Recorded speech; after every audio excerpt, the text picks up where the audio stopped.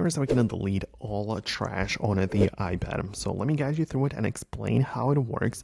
If you are first time on Foxtecc, definitely subscribe for more explanations and tips like this one. So unlike on the Mac computers or Windows where we have one dedicated trash container, we don't have it the same way on the iPad, and instead we have multiple different trash folders within individual apps. So it works a bit different, but still, for example, you open up the photos, and in here, when you go to the collections, you can find the recently deleted folder, which is even indicated with the trash icon. So you get inside, and in here you can delete all of the recently deleted photos and empty the trash like this, right? So that's the first way you can do this. But there are obviously more places where you have the trash folder.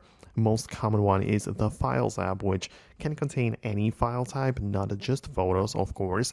And in there, you can as well just go to the locations and like in the left sidebar, and we have the recently deleted folder here too. So you can select it and just delete it all from here. So that's another place, but there are even many more. Like, for example, you have it inside of the notes. You can find it in the Freeform app or inside of the reminders or in other places where you basically have the same principle going on, and then you deleted something and it's part of the recently deleted folder, part of the trash, and you can empty the trash as well.